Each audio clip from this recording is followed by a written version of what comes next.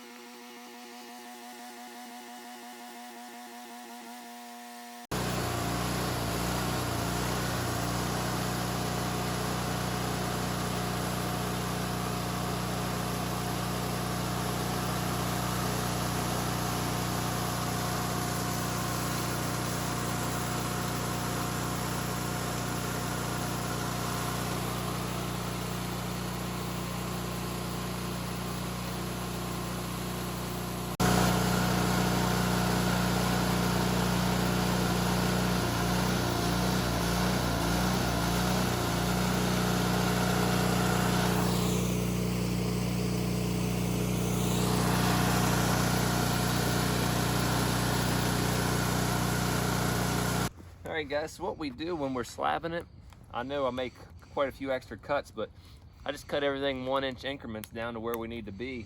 We end up with a lot of nice slabs that we can take and make some stickers out of. But I wanted to show you all this before we do turn it into stickers. It's freezing on us already, imagine that. That poplar sure is a pretty wood.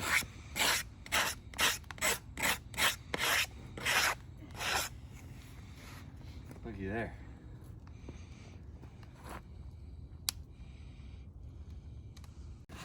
Oh, I tell you guys what, this here, it's outdoor nice.